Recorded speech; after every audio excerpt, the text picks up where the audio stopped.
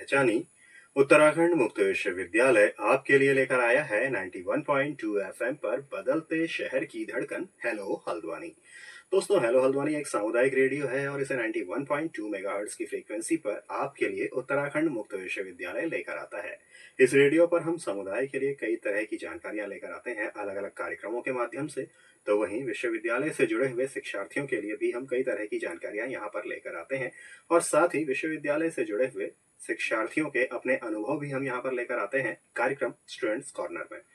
और इस कार्यक्रम में आज हमारी मेहमान हैं बबली, जो कि उत्तराखंड मुक्त विश्वविद्यालय से बीलिव कर चुकी हैं और साथ ही अभी नेहरू ग्राम भारती प्रयागराज से एमलिप भी ये कर चुकी हैं, क्योंकि तब एमलिप का जो पाठ्यक्रम था वो यहाँ उत्तराखंड मुक्त विश्वविद्यालय में उपलब्ध नहीं था।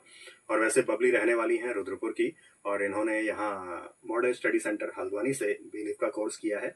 और साथ ही हमारे साथ हैं उत्तराखंड मुक्त विश्वविद्यालय के लाइब्रेरी साइंस डिपार्टमेंट से डॉक्टर प्रीति शर्मा। तो प्रीति शर्मा, आपका भी बहुत बहुत स्वागत है और बबली आपका भी बहुत बहुत स्वागत है इस कार्यक्रम में। जी। तो बबली, जैसे आपने यहाँ से जो बीलिप का कोर्स जिस दौरान में किया, तो सबसे पहली बात हम, क्योंकि यहाँ पर स्टूडेंट्स के जो उनके अनुभव रहते हैं इस विश्वविद्यालय के साथ में, तो उसके बारे में हम पहले जानने की कोशिश करते हैं। तो जो आपके अनुभव रहे थे इस दौरान में, उस पाठ्यक्रम के दौरान में, बीलिप के दौरान में, तो वो अनुभव कैसे रहे थे? कैसे आपको प्रवेश से लेकर के परीक्षा तक का यहाँ से गाइडेंस मिला था? और खास तौर पे जो आपके अपने अनुभव आपकी टीचर के साथ, आपके अध्यापक के साथ रहे हैं, वो कैसे रहे हैं? सर, जब मेरा एडमिशन हुआ था उसी टाइम से मैं मैम के टच में रही थी। स्टार्टिंग से ही डे वन से मतलब मैम की कॉल पे ही मतलब बात हो जाती थी। मैम ने काफ़ी हमें गाइड किया है स्टार्टिंग से ही। और अभी भी हम यहाँ से पास आउट हो गए हैं, उसके बाद भी कोई भी क्वेरी होती है, कुछ भी होता है, तो मैम उस चीज़ का सॉल्यूशन हमें देती हैं। या जो भी होता है, हमारा ग्रुप बना हुआ है व्हाट्सएप पे, उस पर मतलब स्टडी से रिलेटेड लिंक्स होते हैं और बाकी आगे पढ़ाई से रिलेटेड सारी इन्फॉर्मेशन मैम हमें प्रोवाइड कराती है। और यहाँ पे पढ़ाई भी बहुत अच्छी थी। हालांकि ये ऑनलाइन मोड पे था, बट जो हमारी वर्कशॉप वगैरह हुई थी वो बहुत बढ़िया थी। काफ़ी अच्छे टीचर्स ने हमें पढ़ाया था उसमें। तो मतलब जो भी सब कुछ था बहुत बढ़िया था सब कुछ। हम यहीं से एमलिप भी करना चाहते थे, पर उस टाइम पे एमलिप यहाँ अवेलेबल था नहीं। जी। तो आपने जैसे कहा कि आपके प्रवेश से लेकर के जो एग्ज़ाम तक का और बाकी आगे भी आपको प्रीति मैम से काफ़ी हेल्प मिली है। तो ख़ास तौर पे जैसे अगर हम देखें एडमिशन के वक़्त में, तो एडमिशन के वक़्त में क्या आप इस विश्वविद्यालय के बारे में या फिर जो इस विश्वविद्यालय में बीलिव का जो पाठ्यक्रम है, इसके बारे में आपको क्या पहले से जानकारी थी या आपको कहीं और से जानकारी प्राप्त हुई?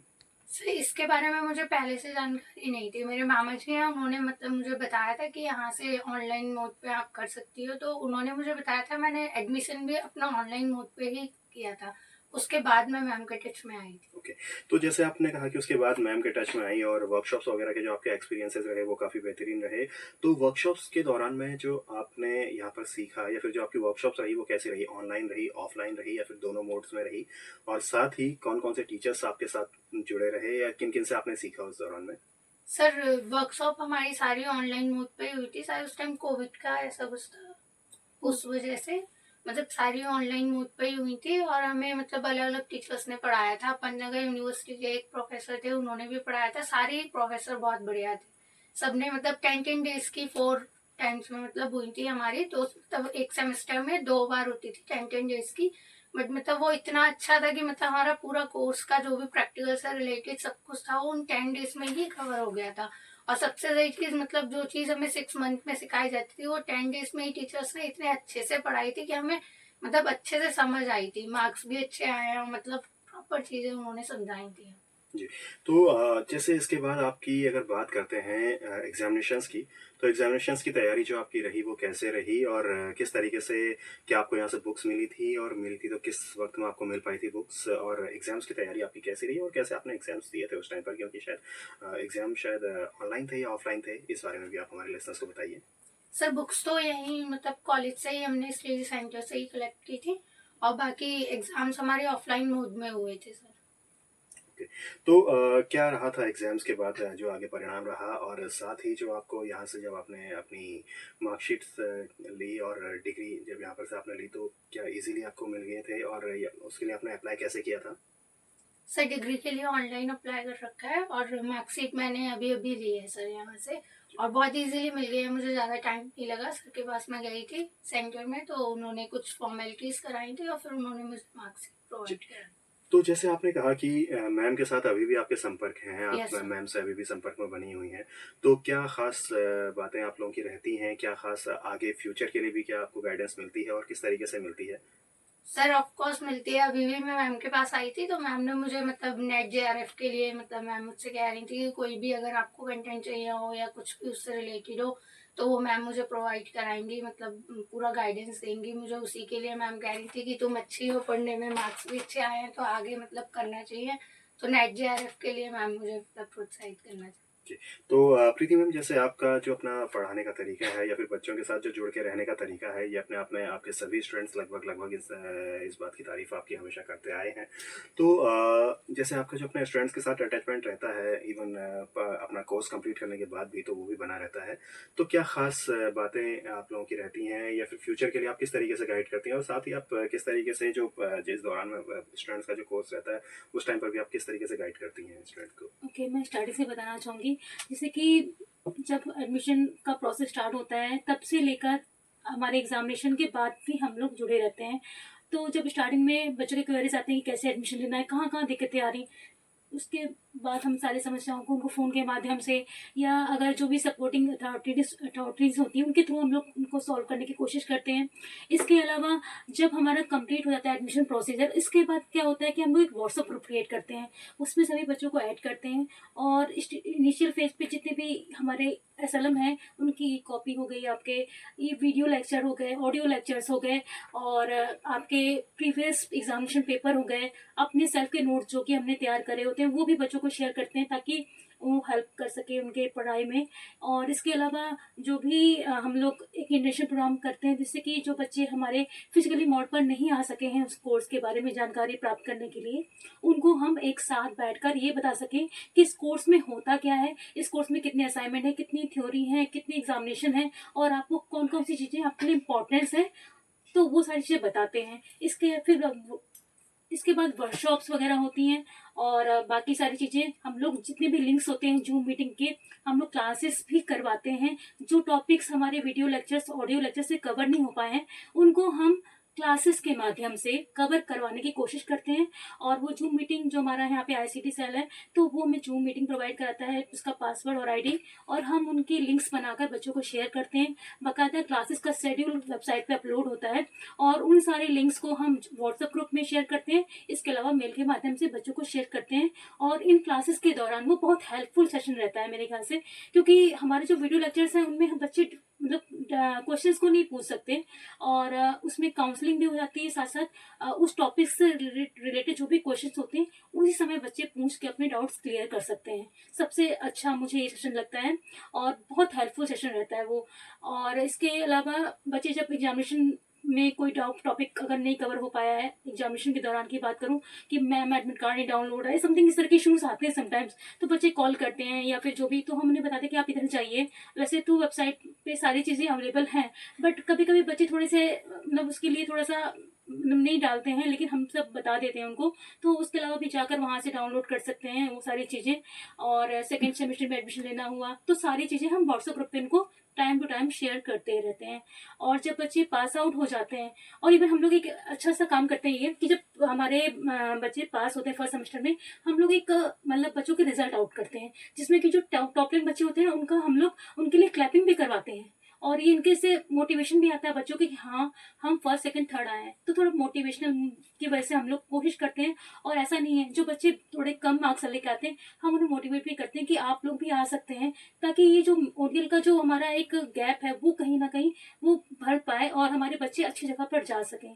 और जितने बच्चे अच्छे होते हैं मैं उनसे बार बार मोटिवेट करती रहती हूँ। और फर्स्ट हमारा सितंबर 2021 में कोर्स लॉन्च हुआ था और अभी तक जितने भी बैचेस हैं उनके व्हाट्सएप ग्रुप अभी भी हम लोग मेंटेन करके रखा हुआ है। और जो भी वैकेंसीज आती हैं ना अभी एट प्रेजेंट लाइब्रेरी साइंस से रिलेटेड, उन सब की मैं डिटेल्स जो भी वैकेंसीज आती हैं मैं उन्हें शेयर करती हूँ ग्रुप्स में। से अभी एमएलआईएस लॉन्च हुआ तो उनके वीडियोस हमने भेजे उसमें, या कोई वैकेंसीज आई है तो उनका मैं लिंक्स भेजती हूँ बच्चों को कि आप इसे अप्लाई कीजिए, क्योंकि ये आपके लिए बेनिफिशियल है। और जो बच्चे बहुत अच्छे हैं और वाकई में कुछ करना चाहते हैं, हम कहते हैं उनको बार बार कि आप इसके बाद आप मास्टर्स कीजिए, नेट की तैयारी कीजिए, और अगर आप इसकी एज ठीक है आपकी तो जेआरएफ कीजिए, क्योंकि बहुत अच्छी स्टाइपेंड गवर्नमेंट प्रोवाइड कराता है रिसर्च के रिगार्डिंग। तो आप पीएचडी करके इसमें आप बहुत आगे बढ़ सकते हैं बहुत शॉर्ट टर्म में, क्योंकि बीलिप 1 साल का है, मैमलिप भी 1 साल का है, और साथ ही साथ आपका अगर आप 1 साल के बाद अगर उसी के ड्यूरेशन में भी नेट क्लियर कर लेते हैं तो आप पीएचडी के लिए एलिजिबल हो जाते हैं। और कहीं कहीं तो बिना एमलिप के भी, सॉरी, बिना नेट क्लियर किए भी इंट्रेंस के बेसिस पे आप पीएचडी के लिए एलिजिबल हैं। तो मेरे ख्याल से ये बहुत शॉर्ट टर्म कोर्स है और सभी बच्चों को करना चाहिए, और बाकी में जो बच्चे मेहनत से कर रहे हैं ना वो बहुत आगे जा रहे हैं। और इसके अलावा जो मेरा सेल्फ कंटेंट है, क्योंकि मैंने जेआरएफ की तैयारी विदाउट परचेजिंग एनी कोर्स किया है अपने मतलब ऑनलाइन रिसोर्सेज के माध्यम से, तो मैं बच्चों को शेयर करती हूँ। और अब आप पूछ भी सकते हैं बच्चों से, जितने भी हमारे प्रीवियस बैचेज हैं, मैंने सारे जो अपने सेल्फ के नोट्स हैं वो फोटो क्लिक करके भेजे हुए हैं। आप बच्चों से पूछ सकते हैं और देख भी सकते हैं अभी व्हाट्सएप ग्रुप में कि जो मेरे सेल्फ के नोट्स हैं, और जो बच्चे आते हैं मैं उन्हें खुद शेयर करती हूँ कि आप उनको पढ़िए, जो मैंने मेहनत की है वो उसका आप एक्सपीरियंस तो लीजिए, और वो जो टाइम हमने मतलब एक तरह से यूज मतलब वेस्ट हुआ है उसमें या यूटिलाइज हुआ है, तो उसको आप ऐसा वो टाइम आपका बचेगा और उस टाइम को अच्छी जगह मतलब आप एक तरह से कर सकते हैं यूज। तो वो मैं चाहती हूँ कि वो बच्चे करें, और वाकई में कोर्स में बहुत कुछ करने को है, और उसका हम बच्चों जितने हमारे फैकल्टीज पर मैं भी उनसे भी कहती हूँ कि अपना एक्सपीरियंस बच्चों के साथ शेयर करें, क्योंकि बहुत इंपॉर्टेंट है, क्योंकि हम उनके लिए एक तरह से आइडियल हैं और हम चाहेंगे कि वो लोग नए हैं इस फील्ड में, तो हमारा एक्सपीरियंस उनके लिए गाइडलाइन बने, और वो टाइम कम उनका मतलब टाइम मतलब जो बचा हुआ है वो कम टाइम में काफ़ी ज़्यादा चीज़ें हासिल कर सकें और अच्छी ऊंचाइयों पर जा सके लाइब्रेरी साइंस के फील्ड में, क्योंकि इन बच्चों के अंदर बहुत पोटेंशियल है। और कहते हैं नया ब्लड और नया जो यूथ है वो जाकर लाइब्रेरी साइंस की जो मिथ बनी हुई है कि लाइब्रेरी साइंस में कोई काम नहीं होता, नथिंग, ये होता ही नहीं है। आप करना तो चाहें, क्या नहीं होता, सब कुछ होता है। आप एक मिसाल कायम कर सकते हैं। तो मैं चाहूंगी कि मेरे बच्चे वहां पर जाएं और सारे लाइब्रेरी साइंस की जो मिथ है उसको हटाकर एक नई मुकाम पे लेके आए लाइब्रेरी साइंस के कोर्स को, और अच्छे जगह पे मुझे लगता है और जाएंगे भी। तो ऐसा मेरा मानना है। ये सब तो जैसे बबली, आपने उत्तराखंड ओपन यूनिवर्सिटी को चुना बीलिप के कोर्स के लिए, बैचलर्स ऑफ लाइब्रेरी साइंस के लिए। तो जब आपने ये पाठ्यक्रम यहाँ से चुना तो क्या खास वजह थी कि आपने ओडीएल जो सिस्टम है यानी कि open and distance learning system है इसे चुना, और आगे आप क्या रिकमेंड करेंगे अपने और जो भी आपसे बातचीत करना चाहें और किस लिए वो ओडीएल सिस्टम को चुने, या फिर क्या इसके आप लोगों को सजेस्ट करेंगे कि वो ओडीएल सिस्टम को चुने?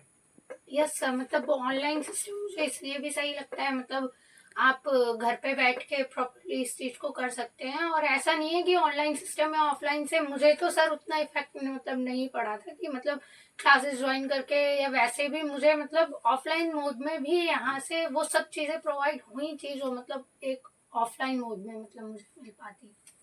तो मतलब मुझे अच्छा लगा था कि ऑनलाइन मोड पे भी यहाँ से करने में मतलब मुझे कोई प्रॉब्लम नहीं हुई थी। इसमें एक सवाल और था कि आपने उसको ओडीएल सिस्टम को चुना, इसके पीछे क्या वजह थी? सर ऐसा कोई खास रीजन नहीं था मेरे पास, मतलब मुझे मामा जी ने सजेस्ट किया था कि मतलब ऐसे आप ऐसे से यहाँ ये कोर्स है आप उसको कर सकती हैं। मुझे उस टाइम नया नया सर लाइब्रेरी साइंस के बारे में पता चला था, तो मैंने उस टाइम चूज किया था उसको, ऑनलाइन मोड को। जी। तो जैसे बबली, क्या लगता है आपको अपने फ्यूचर के लिए, क्या आपके प्लान्स हैं भविष्य को लेकर के? आप किस तरफ को जाना चाहेंगे अपने भविष्य में, और क्या कुछ आप आगे करना चाहेंगे? सर अभी मैंने जैसा आपको बताया कि एमली मैं क्वालिफाई कर चुकी हूँ, उसको मतलब मेरा पूरा हो गया है। उसके बाद मैं नेट जेआरएफ की प्रिपरेशन की तैयारी मतलब कर रही हूँ अभी। तो दिसंबर में जो अभी फॉर्म आएंगे मैं उसको फिल करके मतलब ट्राई करूंगी कि फर्स्ट अटेम्प्ट में निकल जाए मेरा। तो उसके बाद पीएचडी इसी में लाइब्रेरी साइंस में करके फिर मैं मतलब लाइब्रेरी साइंस में ही अपना मतलब करियर फील्ड है। तो आगे फ्यूचर के लिए आपको किस तरीके से मैम से हेल्प मिल पा रही है, प्रीति मैम से? सर काफ़ी वे में मिल जाती है, जैसे मैम मुझे काफ़ी मटेरियल प्रोवाइड करा देती हैं, या न्यू न्यू वैकेंसीज आती हैं उनके लिंक्स प्रोवाइड कराना, उनके लिए गाइड करना, वो सब चीज़ें मैम मुझे हमेशा कराती रहती हाँ नहीं, मैं कहूँगी ये सबसे बड़ी बात है, जब हमने स्टार्ट किया था ना उस समय, तो ये जो प्रोग्राम था ना, मतलब सितंबर 2021 की बात है, मैं उस पर प्रकाश डालना चाहूँगी। तो उस समय नया नया कोर्स था, तो मतलब बच्चे भी बहुत एक्साइटेड थे, मुझे भी बहुत अच्छा लगा था कि वाकई में ये बहुत कुछ कर सकते हैं इसमें। तो जितना कहते हैं ना ज्ञान मतलब होता है ना, सब कुछ मैं चाहती हूँ जितना भी मेरे पास सब कुछ बच्चों को दे दूं, क्योंकि एक टीचर का भी यही काम होता है कि वो कोई चीज हाइड ना रखे, क्योंकि बच्चे उनके भविष्य होते हैं, क्योंकि वो जब बन जाएंगे कुछ आगे करेंगे ना, तो कहीं ना कहीं उनका भी नाम होगा। जैसे पेरेंट्स को फील मतलब प्राउड फील होता है ना, वैसे ही मुझे भी प्राउड फील होता है कि जब बच्चे अच्छे मार्क्स लेके आते हैं, बच्चे को मतलब क्यूरियस होके पूछते हैं कि मैम इसमें क्या क्या कर सकते हैं।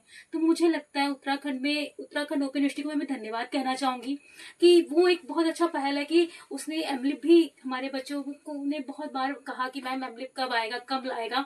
और हमारे जो पूर्व वीसी सर थे, तो उन्होंने बहुत प्रयास किया, और अभी इसी वजह से उनके प्रयासों की वजह से मैं कहूंगी कि एमलिप इसी सेशन से स्टार्ट हो चुका है। और थोड़ा बच्चे भी थोड़ा सा कह रहे थे कि मैम पहले क्यों नहीं किया, हम कर लेते।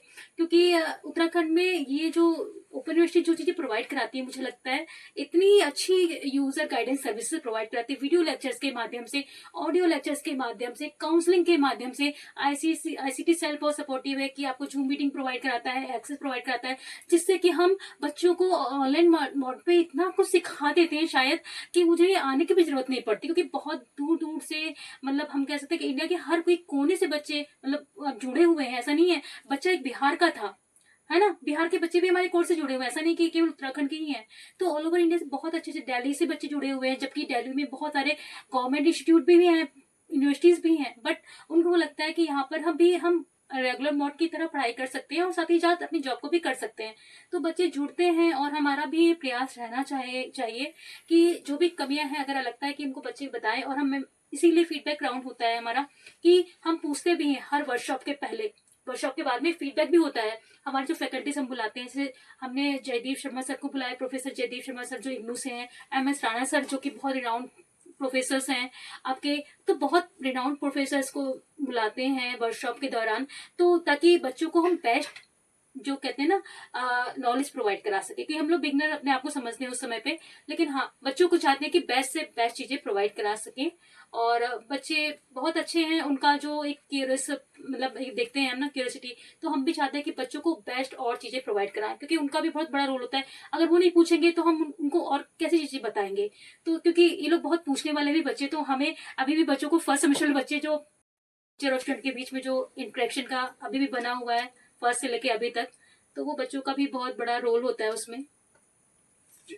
तो प्रीति मैम, आपने काफ़ी सारी बातें शेयर की हमसे और हमारे लिसनर से, और जो ख़ास तौर पर स्टूडेंट्स इस प्रोग्राम को सुन रहे हैं उनसे।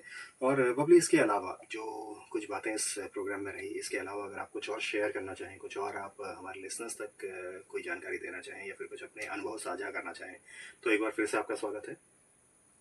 सर अनुभव के तौर पे मैं यही कहना चाहूँगी कि यूनिवर्सिटी बहुत अच्छी है। अगर आप मतलब ये कोर्स करना चाहते हैं, बीलिब या एमलिब कुछ भी मतलब लाइब्रेरी के फील्ड में, काफ़ी यहाँ पे मतलब आपको सारा मतलब सपोर्ट मिलता है टीचर्स का। बाकी बस।